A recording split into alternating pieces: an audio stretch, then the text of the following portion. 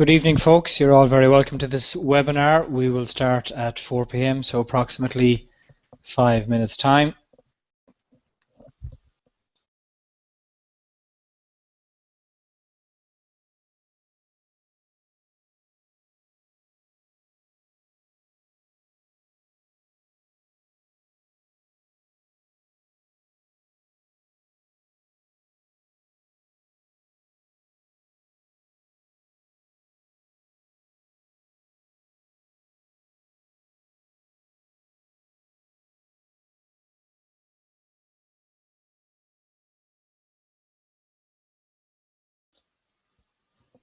If you just want to familiarize yourself with the little chat window where you can ask questions, just simply type them in.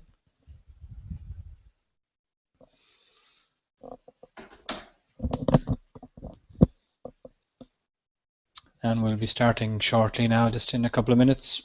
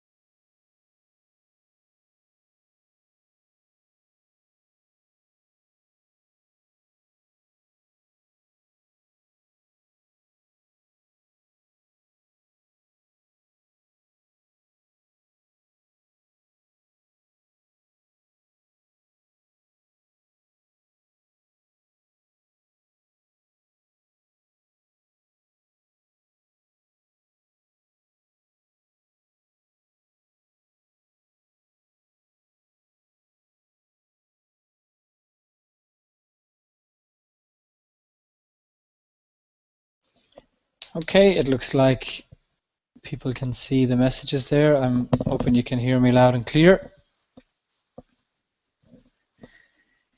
Yeah, the door is locked as well, just to make sure that the office door is locked here so we don't have unexpected guests.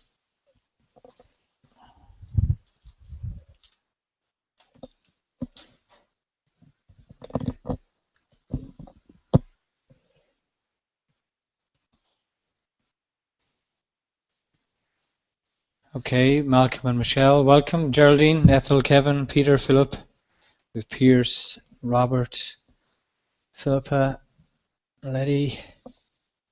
Okay, people are joining in.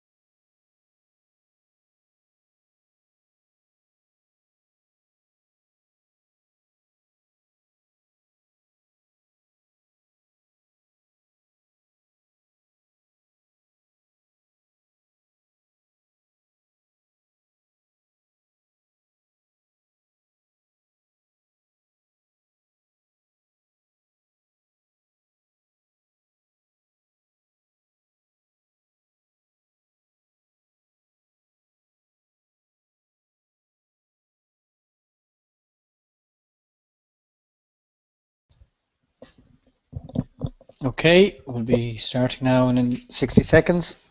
Just give everybody a chance to join in.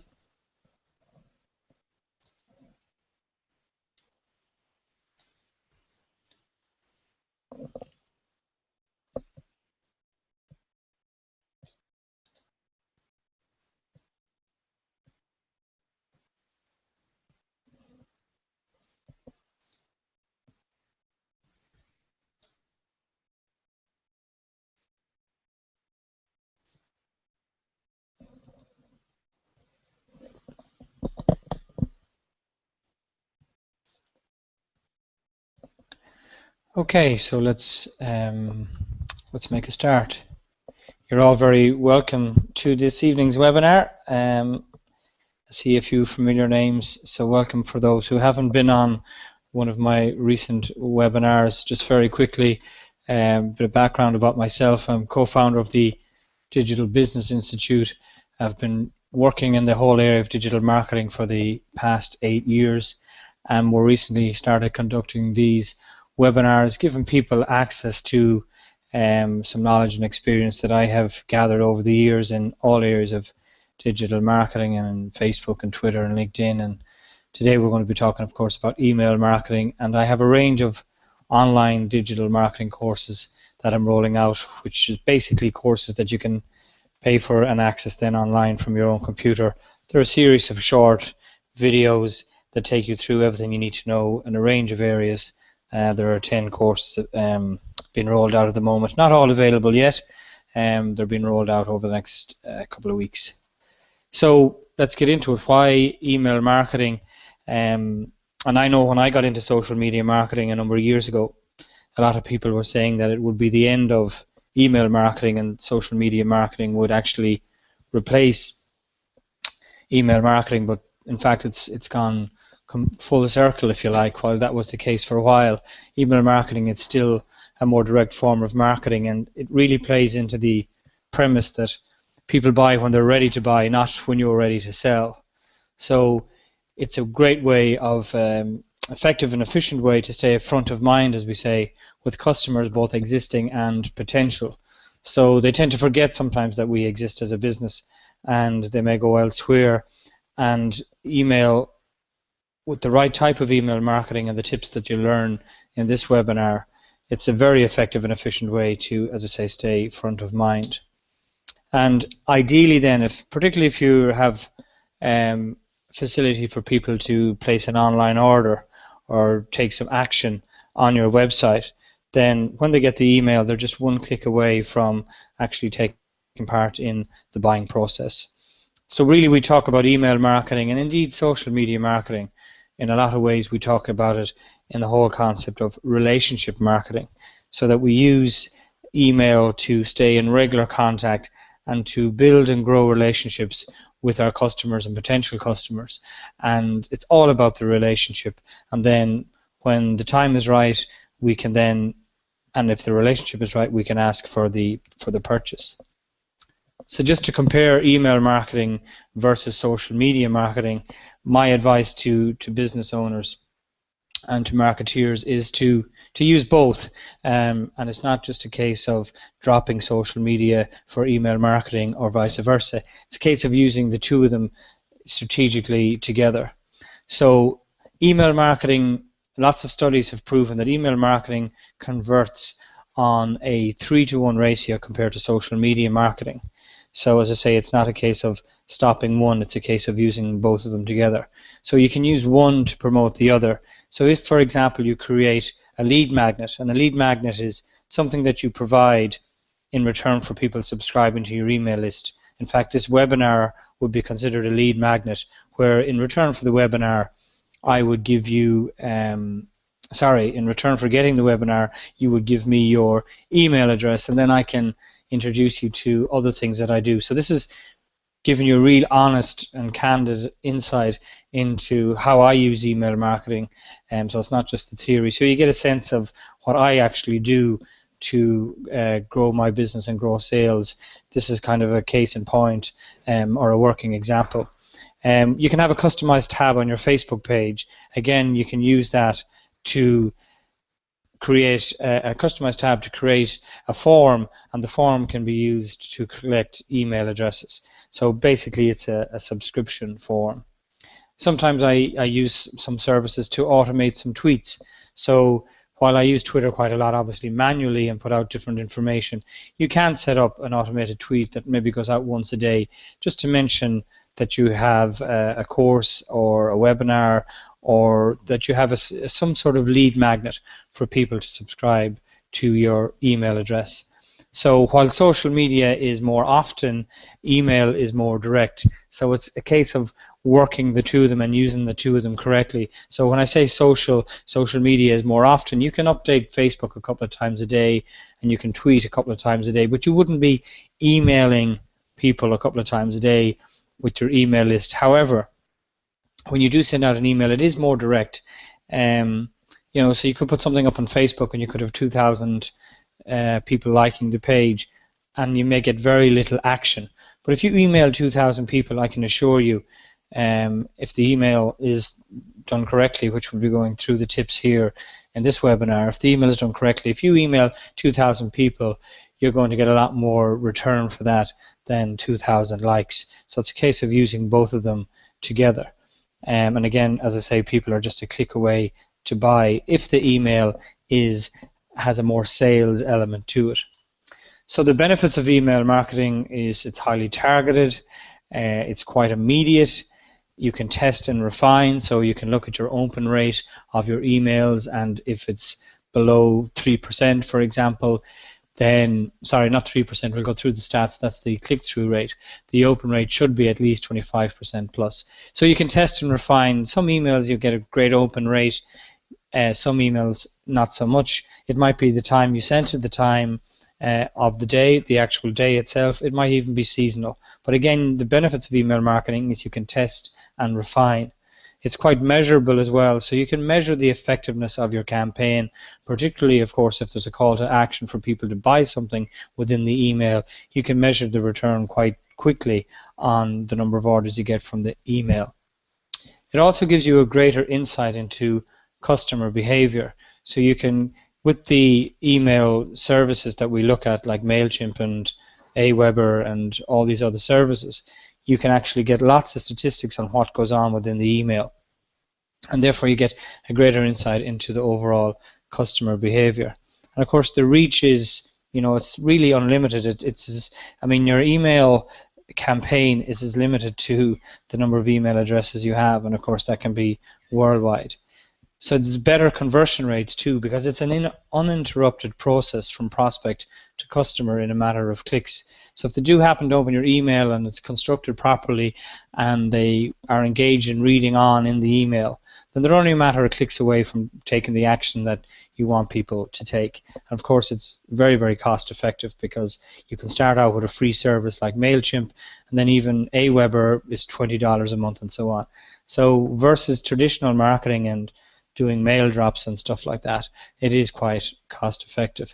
So we do say in email marketing that the money is in the list. So really, if you can start and grow an email list of individual people who want to actually get your emails, then you can turn that into money through sales, basically, including the option for people to buy in some of the emails. Of course, not all of them would be sales emails. They would be giving away information and useful information and links to your blog, etc.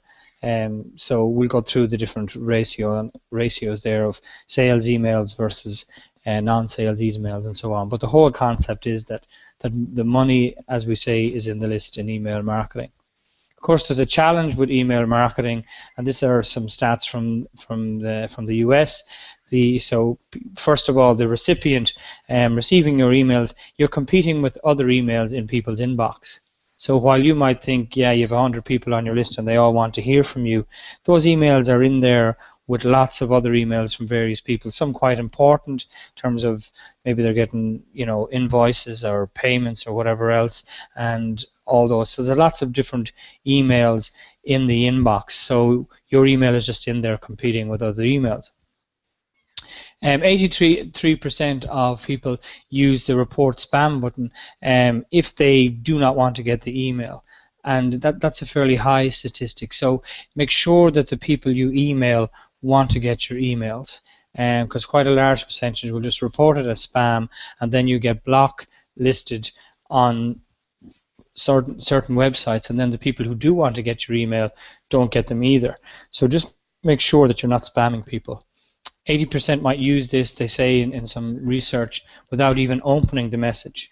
So they get it from an address that they're not familiar with, then they see something in the headline that kind of they don't understand or they don't recognize, and they just go, this is spam, I don't want it. So people are becoming less tolerant, which is a challenge. But again, if you get it right and you get people wanting your emails, then these percentages really don't count, because there are people who really want to get your emails. So it is, however, important to recognize that almost 3/4 of people base the decision on opening the email on the from line. So that's why it's important to build up brand awareness through all the other type of marketing. And then when you have a subscription service and people subscribe and they see that it's coming from you, they recognize that, yeah, I remember subscribing to that, I recognize the company, and I'm not going to use the spam button, or I'm not going to delete it. I'm going to open it because I know who it's from.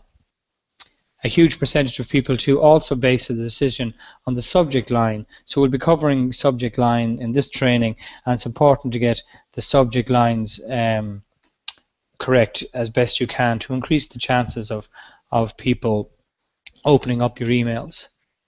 And then some people, like a fifth, they say, of in the research done here, a fifth of people use a spam button to unsubscribe. So they don't even go through the unsubscribe formal method that you have provided by having the unsubscribe link at the bottom of emails. They actually just click on the report as spam. And we just need to be mindful of that as well. So again, nobody wants to have to deal with spam. There's lots of different things going on in the whole CAN Spam Act, excuse me. There's a $1 million fine now in Canada if you're found spamming as well. So that was brought in a couple of weeks ago. So there's lots of things going on to get rid of spam. So just be mindful of spamming people and don't do it. So successful email marketing, then a couple of tips. So first, define your audience, and in the last webinar we looked at developing a social media strategy that works, and again we covered some similar areas, which who are your audience and what do they want to get from you. Then what are the objectives of the email? You can test HTML emails, which is basically emails that look like little mini web pages, and you can test versus text message. So text message emails tend to get through the filtering systems a little bit better, but again, they're less visual. So you have to decide if, which one works for you. So sometimes I send HTML ones, little web page ones that look like little web pages, and then I send text ones, and I just see which ones work. But really, for visual impact, you're going to have to be looking at using emails that are HTML ones, and test those as well. So it's also important to segment your list as well. So when you have people who they basically subscribe to your list and you send out an email, and based on the action that they take or the lack of action that they take, you can segment the list even further. So if I email people out about this webinar and a percentage of them don't open the email but they're still on my list, I can segment out the ones that didn't open the email and send them a different email worded differently with a different subject line to increase the chances even further of them coming to the webinar, or for example signing up for an email marketing workshop or a training course. So there's ways of segmenting out your email list as well.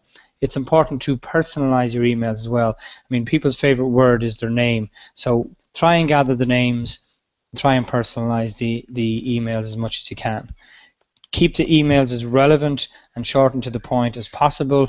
And then, of course, with a subscription, which is built into the subscription services that you use, like MailChimp, it has the double opt-in and the unsubscribe. So the double opt-in is people land on the website, they put in their name and email.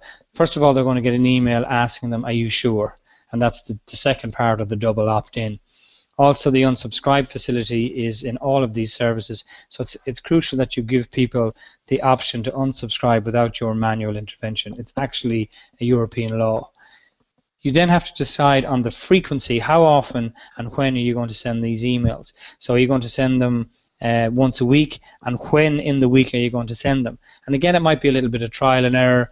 Some people suggest Tuesday afternoon when people get Monday out of the way. But really, it's only over time that you'll start to get a good insight into when your audience open the emails that you send.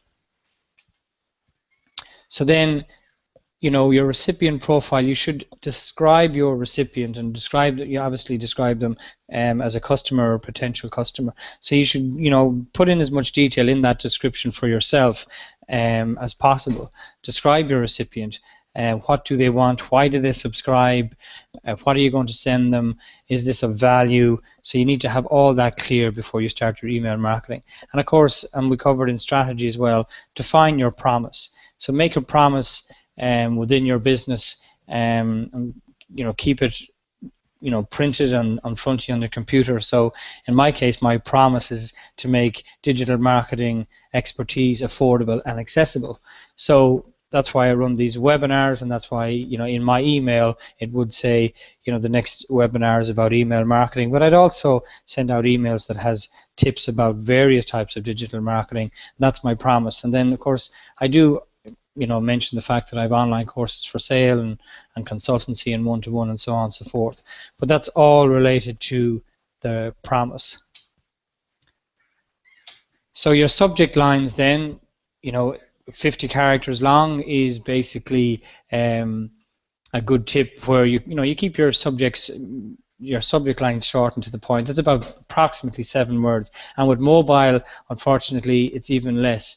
And lots of people open their email on their mobile device, particularly the phone. So if you think that your open rate or the emails are being opened quite a lot by people on mobile, then you need to keep the subject line even shorter than that. But that's a good rule of thumb there.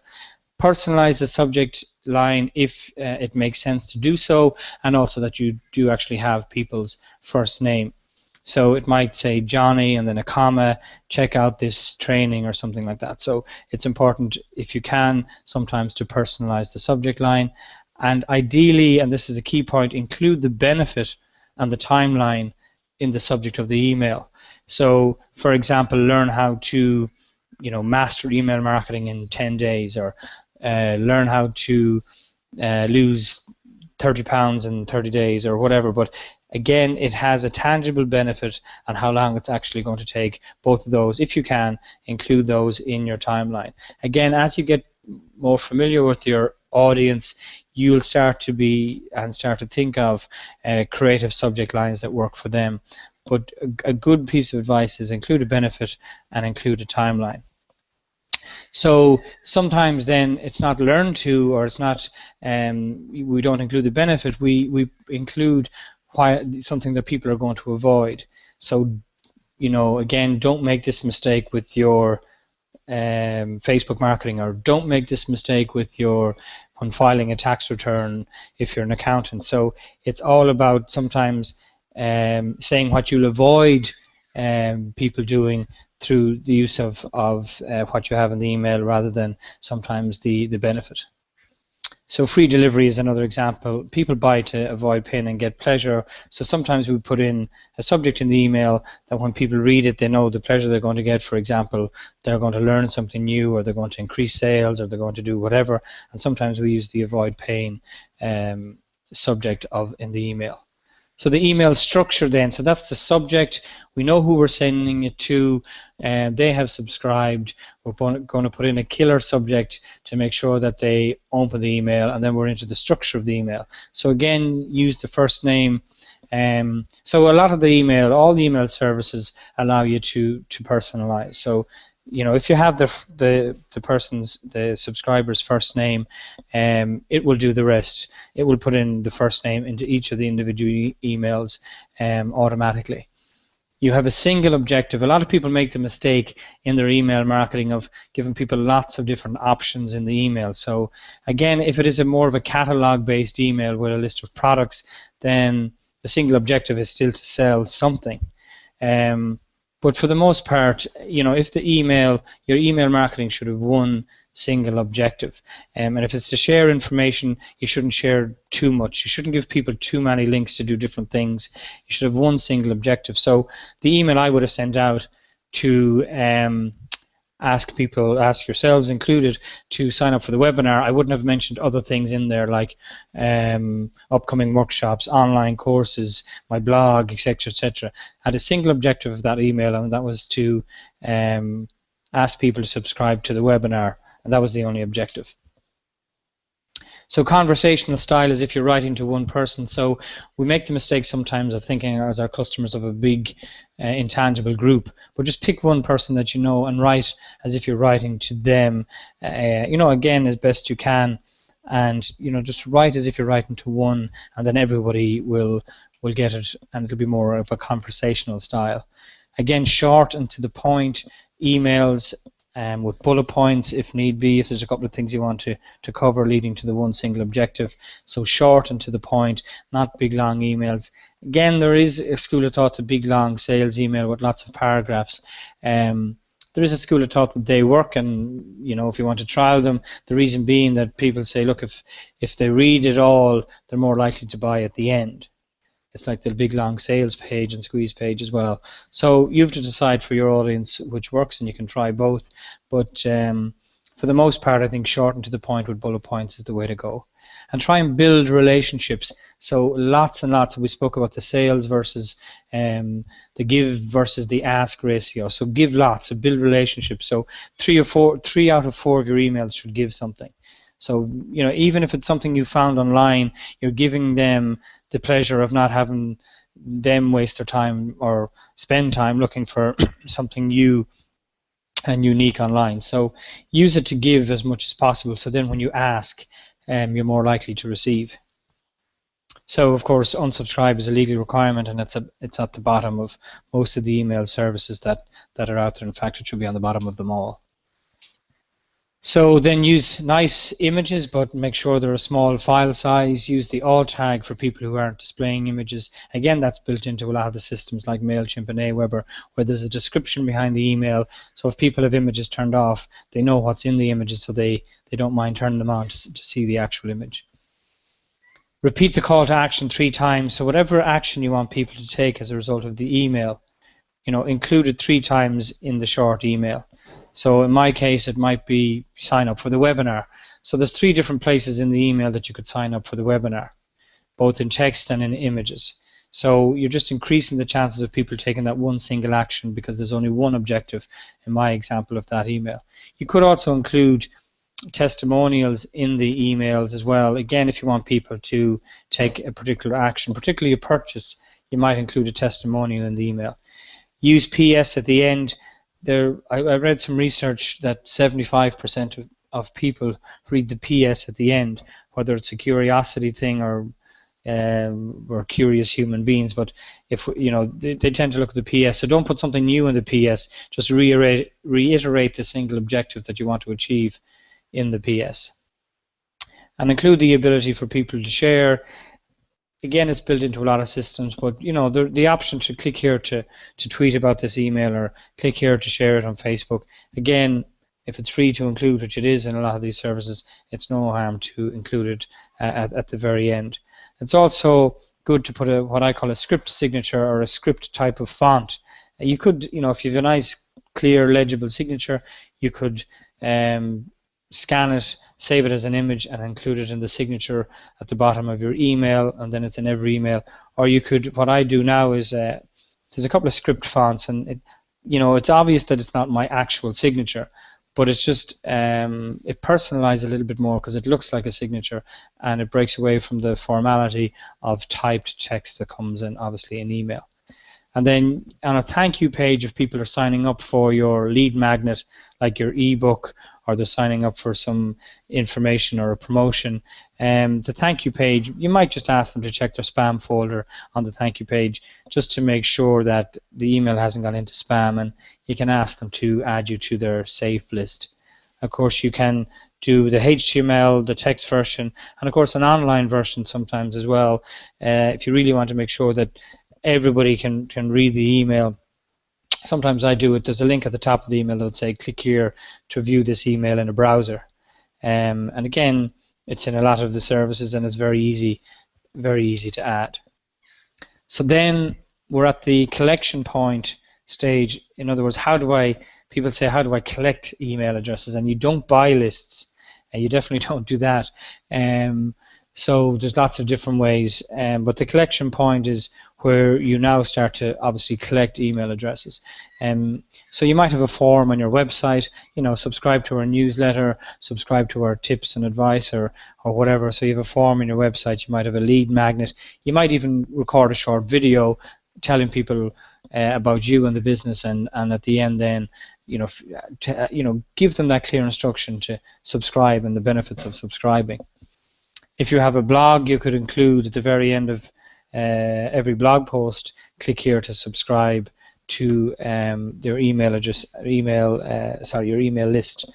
So at the end of every blog post, opt-in boxes online and in print. So if you have people filling out surveys or they're filling out forms in printed forms for whatever reason, customer feedback sheets or whatever it might be, you could update those forms to include the ability for people to put in their email address and tell them what will happen when they do. So for example, by filling in your email address, you will receive our monthly newsletter. So you want to be clear and upfront. A lot of people make the mistake of, put your business card in this big glass bowl and win an iPad, and you don't tell them that you're also going to add them to your email list. And then when people get them, they're going, I didn't sign up for this, and they just unsubscribe. So it's far better to have 100 people who genuinely signed up and want to hear from you than 1,000 that you did in some crafty way, because it's definitely not it's a quality list you want to build, not a quantity list. So Facebook as well, Facebook competitions, Facebook ads, driving people to wherever they can sign up to your email list. And we can use Facebook apps and various other techniques to do that. And social media at large, like Twitter, LinkedIn, YouTube, etc., using that to get people to go to a page where they can sign up for your email list. And then, keep the sign up form, keep it short, name and email. You don't want age, address, and all that kind of stuff. People just won't fill it out. In fact, a lot of people now are moving towards just collecting the email address, and then they look for the name afterwards, or they start the emails with their own name. Hi, Johnny here. At least there's a name in there. So you're introducing yourself in every email, and people are just collecting the email addresses because it just, people are lazy online.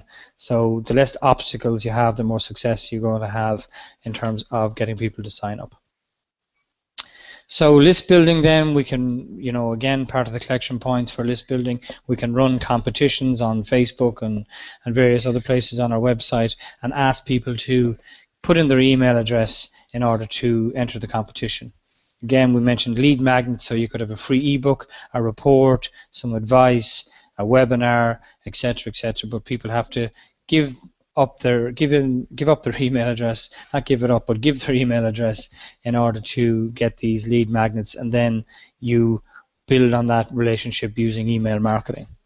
Of course, and I've done them myself, joint ventures is a great way to grow your email list. So basically you do a joint venture with a company who already has an email list that you'd like to get access to, and it's a company that you have a relationship with but you don't compete with, because there's an option to exchange lists. So I've done joint ventures with other business-to-business companies where I do a webinar for their clients, but their clients have to register for the webinar with their email address, and then we agree the terms of what I can do with that list afterwards. But I'm quite upfront and say, look, they're going to join the list, they're going to get great content in the webinar, and I'm going to mention a course at the end or whatever, and you could even exchange or do a revenue share on the revenue that's created from the webinar, for example. So there's a number of different ways to do joint ventures. Then there's a number of mail management services and autoresponders. I use MailChimp for a number of different networks and things that I operate. So it's free up to 2,000 subscribers, but there's no autoresponder with the free version. But of course, if you pay, then there's the autoresponder. I use Aweber quite a lot as well. It's $20 a month, and it does have the autoresponder. They all have sign-up forms where you direct people to the sign-up form, you embed it on your website, you add it to Facebook, and people see the form, you give them some reason to subscribe, and they subscribe. There's Entreport then that has more automation built into it. It's $297 per month. And then Fusionsoft, which is, they say, the Mercedes of all email marketing, which is $2,000 up front, and I think it's $297 or $299 per month thereafter. And these services do if then else. So if the person opens the email, then do this. If they don't, then do that. And the do that is actually send them a different email. So it's all automated. You should also check your statistics. So you make sure that 95% of your emails are actually being delivered. So make sure that that really just tells you that your email addresses are up to date. And sometimes I call people and say, look, you've subscribed. And it's not delivering, and they say, oh yeah, my new address is such and such. So sometimes they don't tell you. So now and again, check in that your delivery rate is at least greater than 95%, that your open rate should be greater than 25%. I know it sounds small, but these are the stats, the proven stats from companies that do lots and lots of research. So make sure that your open rate is at least 25% or more. And then monitor your click-through rate, and unfortunately, yeah, it's 3%. Those sound small. Again, these are the industry averages. I've had click rates at 30% and I've click rate rates at 1%. I have open rates at 50% and open rates at 10%. These are the averages. It's up to you with the tips that you've learned in this webinar to actually do whatever you can to make sure that these rates are as high as possible. Then the conversion to sales rate, well, that's up to you. What sales do you want out of these emails? You can also monitor website traffic with Google Analytics if you're directing people to your website, and let Google tell you how many people took action as well. And then rinse and repeat. So a few other tips then: remove spam flag addresses like postmaster at and all these other info at, and try and remove those, or ring the companies and ask for an alternative. I don't think MailChimp, for example, lets you send emails to info at. Also check block lists and make sure that your domain name hasn't been blocklisted, and spamhouse.org is one place you can check. Spell check your emails more than once. Test and send it to yourself as a double checker. Sometimes I see the spelling mistakes after I send it to myself for some reason rather than before. You need to do a plan to define your audience, start your list building, define your collection points.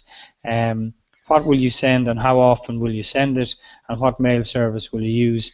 And then if there's an upsell, which there should be, what is the upsell? So you give lots of useful information and add value, but then what are you going to upsell? And of course that's the products and services that you already sell.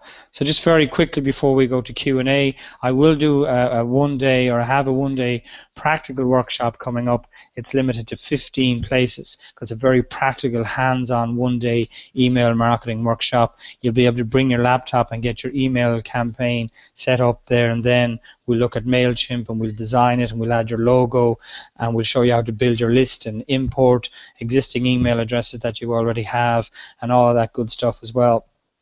It's on Thursday, the 11th of September. It starts at 9:30 and finishes at 4:30, and it's in the Hive, where my office is based, the Carrick and Shannon office. So that is on the 11th of September. The cost is €95, and the bonus that I'd like to give today for your giving up your time to watch this webinar, and I hope you got lots of value from it, you get the online version of the email marketing course. You get that for free. That's worth €95. So if you order the practical workshop, which I've got lots and lots of great testimonials from, people have really increased their bottom line by doing effective email marketing. If you come to the one-day practical workshop, you get the online course for free. So you can order that course from digitalbusinessinstitute.com/email workshop. If you go to that link, and I'll pop you a link with a recording of this webinar, I'll pop you that link. As I say, it is limited to 15 places. So if you're interested, Thursday, 11th of September, a full day, a very practical, hands-on, lots of time for one-to-one. That's why I'm keeping it to 15 places. So book your place on there. So thanks very much for watching the webinar. Just going to pop over to the Q&A screen and see, do we have any questions? Time just gone 4 minutes over, so just have time for a couple of questions.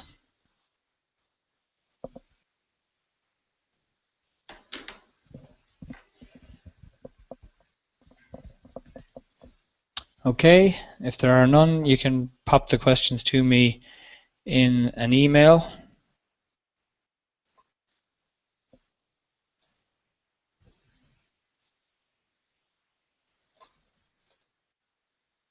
No questions so far. Maybe it was that comprehensive.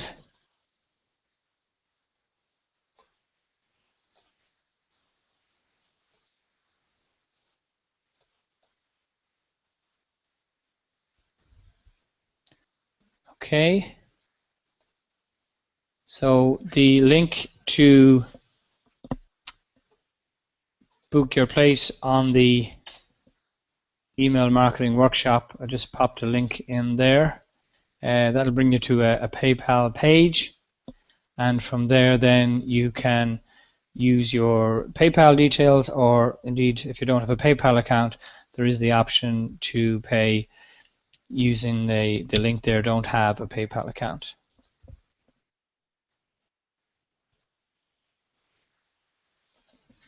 So the link, I'll just pop it in here as well.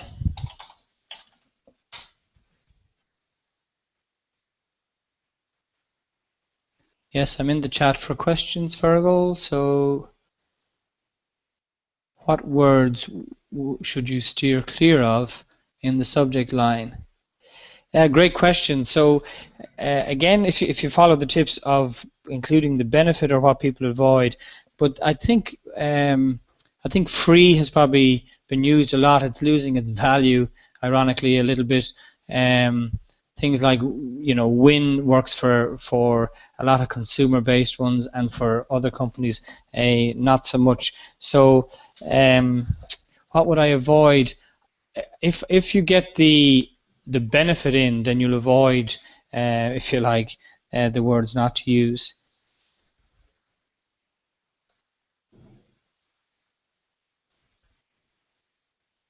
Of course, don't falsify the email with some what we call link bait, where you must see this, or things like that, because again, people, the market is maturing towards seeing those a lot, and maturing towards I'm not going to open that. So try and get the benefit in.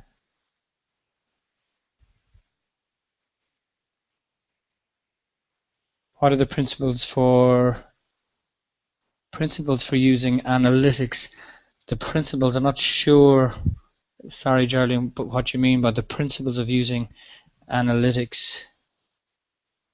So if you could rephrase that maybe, or pop me a direct mail. How should you use analytics? What are the principles? If you mean Google Analytics, or the analytics around the email, well, I mean, the figures are in there, the open rates and stuff like that. I mean, again, I'm not sure exactly what you mean by the principles of analytics, sorry.